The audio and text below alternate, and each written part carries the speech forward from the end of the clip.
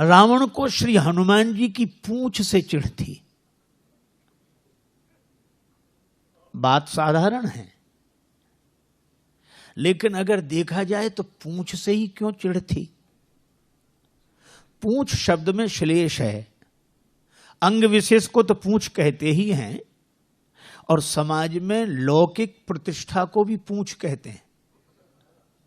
जिससे भी पूछो कि भाई इनका क्या हाल है, तो लोग प्रशंसा करने में कहते इन्हें साधारण आदमी समझते हो, इनकी बड़ी पूंछ है।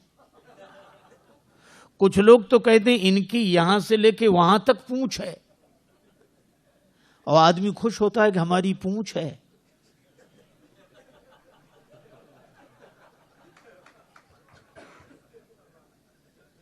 आज देखो कई घरों के बाहर वयोवृद्ध व्यक्ति मिल जाते हैं, बड़े उदास। उनसे पूछो क्या बात है, तो पहले तो नहीं बोलते, कुछ नहीं नहीं फिर भी क्या बताएं, बोलो। का इस घर में अब हमारी कोई पूंछ नहीं रही।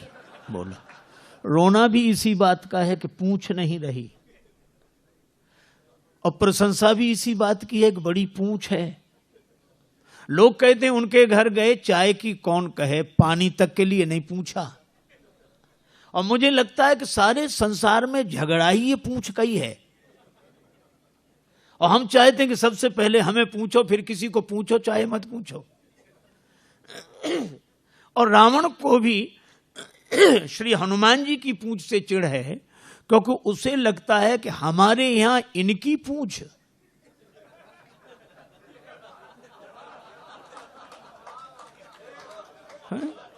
लंका में तो हमारी ही पूंछ रहनी चाहिए, लंका हमारी और पूंछ इनकी। उसे पूंछ सहन ही नहीं हो रही है। अच्छा, एक बात यह है कि हमेशा हर युग का सत्य है, कभी भी किसी दुर्जन को किसी सज्जन की बढ़ती हुई पूंछ सहन नहीं होती है। रावण को भी सहन नहीं हो रही ये पूंछ, लेकिन एक और अद्भुत बात है, रावण इस पूंछ को जला देना चाहता है। जलने वाले तो जलाएंगे ही, जल ही रहे हैं, ईर्ष्या की आग में जलाएंगे ही। हालांकि हनुमान जी ने इस पूंछ को कुछ नहीं समझा। जब रावण बोला कि बंदर को मार डालो, राक्षस मारने दौड़े, विभीषण जी बड़े शांतिपूर्वक आए और उन्होंने कहा कि अरे क्या कर रहे हो, नीति विरोध न मारिए दूता। रावण मान गया और बोला बंदर के अंग भंग कर दिए जाएं। अंग भंग करी पठइये बंदर। अब यह भी देखो कितनी अद्भुत बात है। रावण कहता है कि बंदर के अंग भंग कर दिए जाएं। श्री हनुमान जी ने सोचा कि अंग भंग की आज्ञा तो हुई है, नाम नहीं लिए गए कि कौन से अंग भंग किए जाएं। और रावण को अंग भंग करते समय कहीं अपनी बहन शूर्पणखा की याद आ गई कि बंदर के नाक कान काट दो। तो हनुमान जी कितनी सुंदर बात सोचते हैं। वो सोचते हैं कि हमें भगवान ने भेजा है, तो क्या हम विकारों के हाथ अपनी नाक कटा के जाएं? हमें भगवान ने भेजा है, तो क्या इन विकारों के हाथ अपनी नाक कटा के जाएं? अगर नाक कटा के जाएंगे तो क्या भगवान को मुंह दिखाने लायक रहेंगे? और हमें लगता है कि हम सबको भी भगवान ने भेजा है यहां, तो कम से कम इन विकारों के हाथ से नाक कटा कर न जाएं।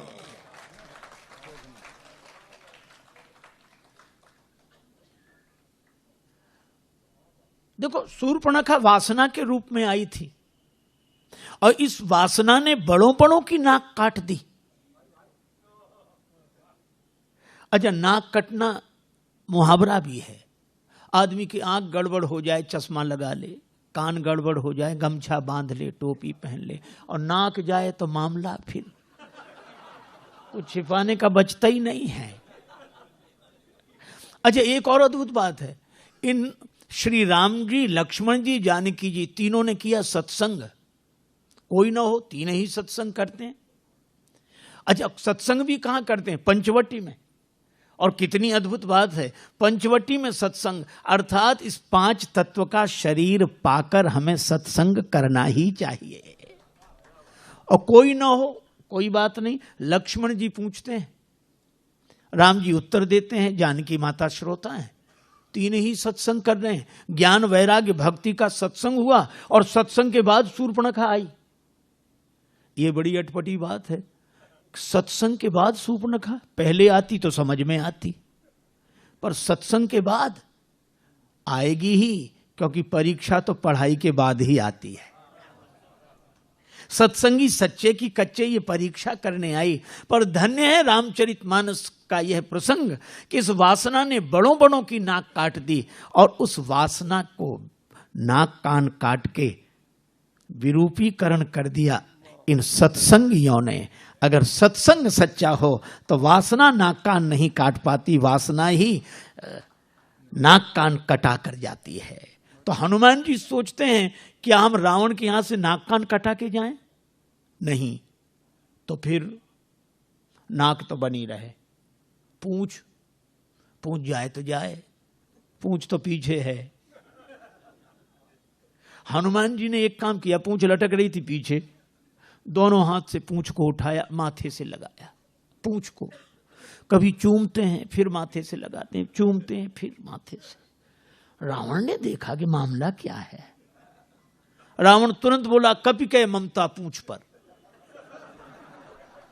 हम समझ गए कि बंदर को और कोई अंग ही याद नहीं आया, पूंछ ही याद आई, और रावण की दृष्टि पूंछ ही पे गई। सबई कहो समझाए, हनुमान जी ने सोचा काम बन गया। लेकिन रावण यह भी तो कह सकता है कि एक तलवार मंगाए के पूंछ देव कटवाए। हनुमान जी ने सोचा कि ये तो ठीक नहीं होगा, तो सरस्वती माता से प्रार्थना की कि कुंभकर्ण की बुद्धि बदली थी तो इसकी भी बदल दो। रावण बोला, तेल बोरी पट बांध पुनि पावक देहु लगाए, तेल में कपड़े डुबो, पूंछ में लपेटो, आग लगा दो। बचन सुनत कपि मन मुस्काना, भई सहाय सारद में जाना। सरस्वती माता ने सहायता कर दी। माई भगवती शारदा, शारदा शारदा, माई भगवती शारदा। जय मराल बाहिनी महारानी,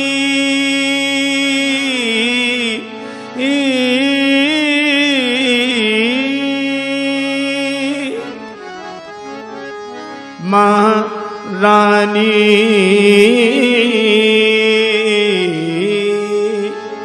मराल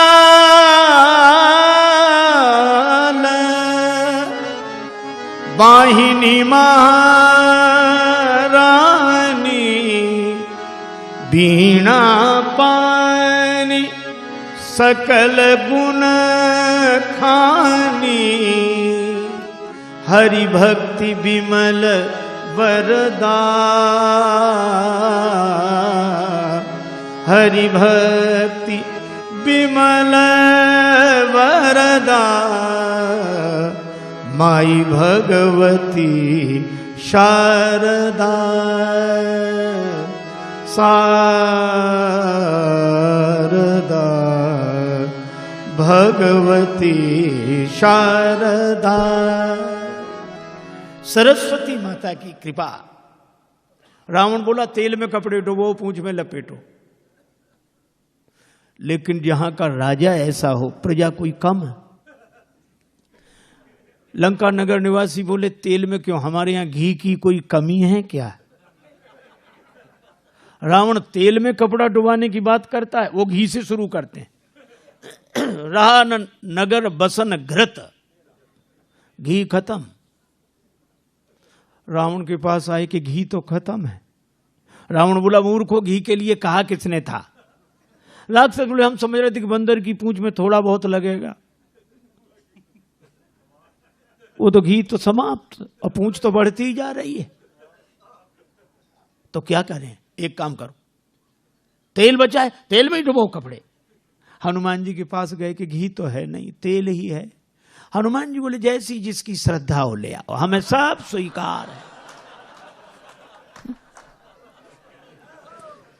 श्री तुलसीदास जी महाराज कहते हैं, रहा न नगर बसन घृत तेला, और बाढ़ी पूंछ की न कपि खेला। पूंछ इतनी बढ़ी, इसका अर्थ क्या है?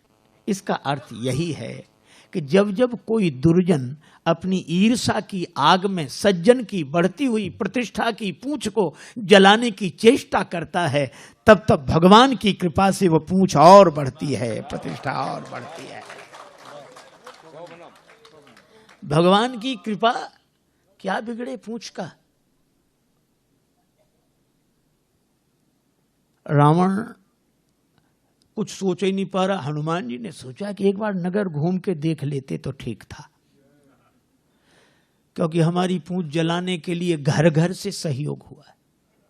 सबने चंदा दिया है, किसी ने घी, किसी ने तेल, किसी ने कपड़ा। हाँ, ऐसा नहीं कि राक्षस न करते हो, चंदा करते हैं, इकट्ठा करते हैं।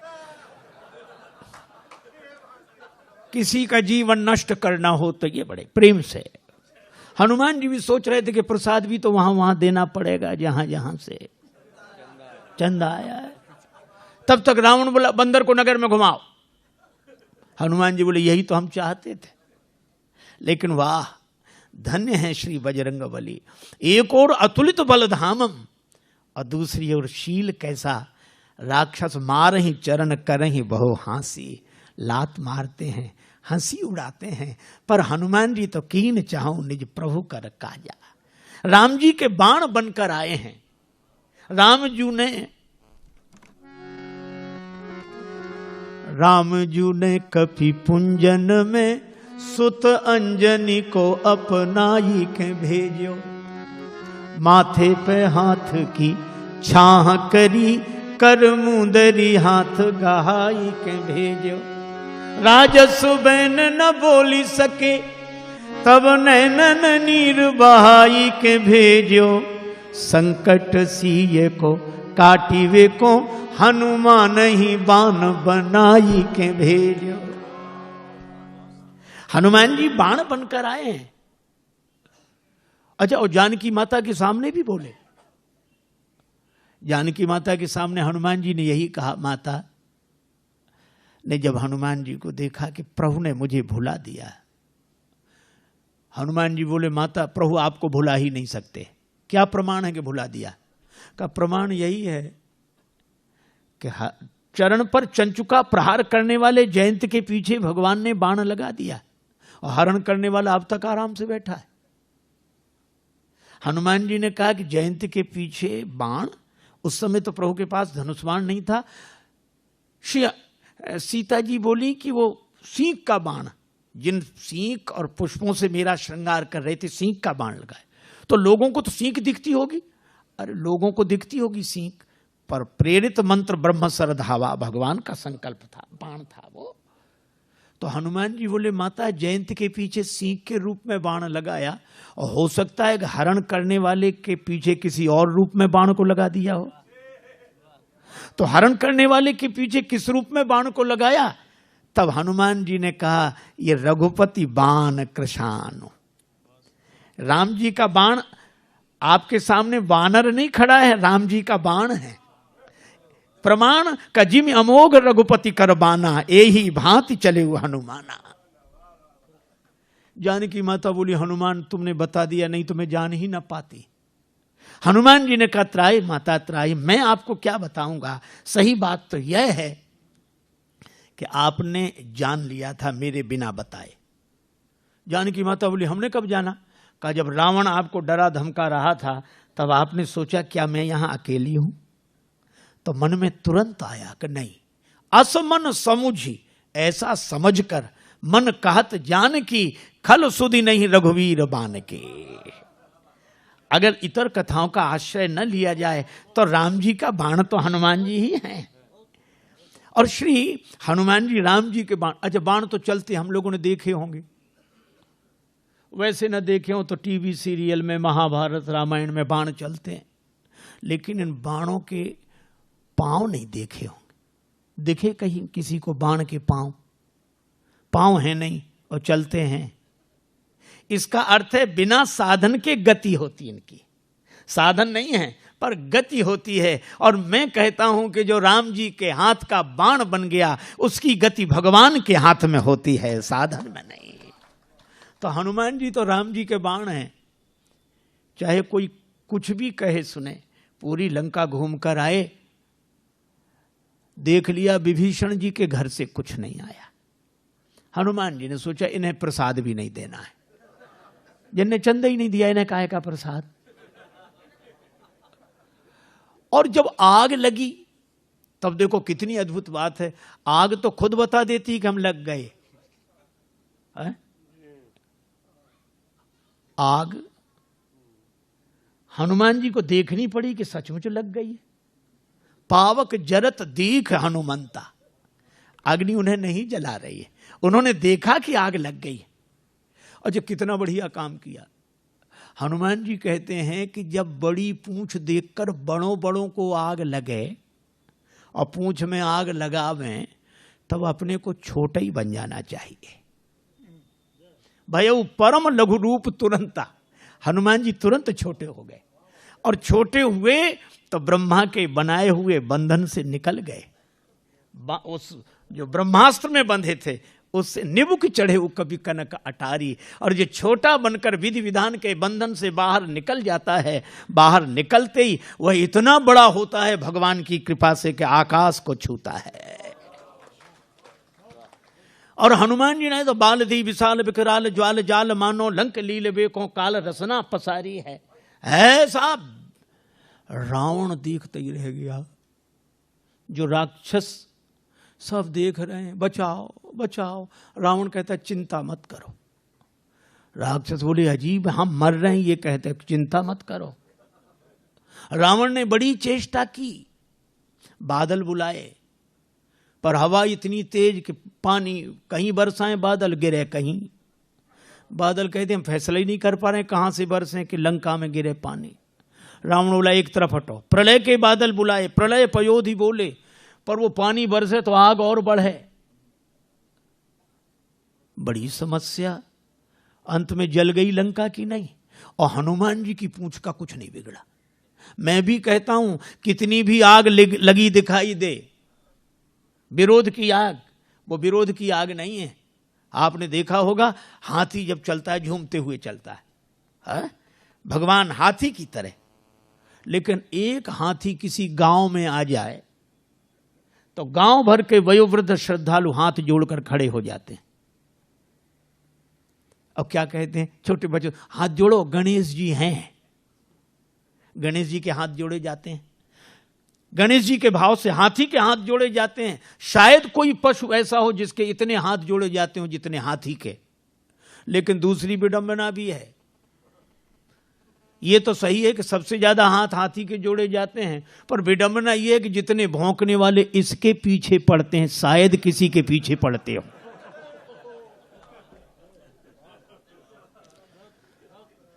यह स्वाभाविक नियम है, जिसकी स्तुति होगी उसी की निंदा होगी। जिसके सामने लोग हाथ जोड़े खड़े होंगे, भौंकने वाले उसी के पीछे पड़े होंगे। स्वाभाविक नियम। अच्छा, लेकिन एक अद्भुत बात मैं कई बार सोचता हूं कि कुत्तों को हाथी से क्या तकलीफ, काहे को भौंकते हैं ये। अच्छा, कुत्ते सचमुच हमारी भाषा समझते होते तो हम जरूर पूछते। और कुत्ते एक ही उत्तर देते अगर सच बोलते, तो कुत्ते यही कहते कि हमें हाथी से कोई तकलीफ नहीं। फिर क्यों भौंकते हुए इसके पीछे पड़े हो? तो कुत्ते कहते हमें तो इसके आगे जो हाथ जोड़े खड़े हैं वे सहन नहीं हो रहे हैं, बस, और कोई कारण नहीं। हमें तो इसके आगे हाथ जोड़े जो खड़े हैं वे सहन नहीं हो रहे। अच्छा, एक और विडंबना है, कुत्तों में इतनी हिम्मत नहीं कि आगे आके भौंकें।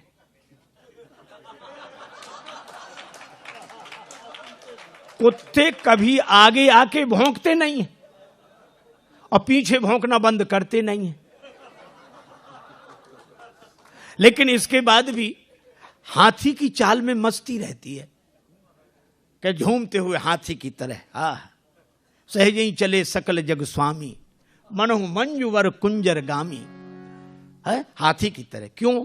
हाथी की एक विशेषता है, वो हाथ जोड़ने वालों के पास ठहरता नहीं है और भौंकने वालों की ओर मुड़कर देखता नहीं है। और मुझे तो हर युग से यही दृश्य दिखाई पड़ता रहा लोगों को, और आज भी हमें वही दृश्य दिखाई देता है। हाथ जोड़े लोग खड़े हैं, भौंकने वाले पीछे पड़े हैं, पर भगवान का भक्त मस्त हाथ गजराज की तरह झूमता हुआ भगवान के भरोसे चल रहा है। और इसीलिए मस्ती है। देखो, श्री हनुमान जी की पूंछ का कुछ नहीं बिगड़ा। ये लंका बिगड़ गई, सोने की लंका बिगड़ गई, पर हनुमान जी की पूंछ का क्यों नहीं बिगड़ा? केवल एक बात। जानकी माता ने पूछा, लंक जला के जली भी नहीं।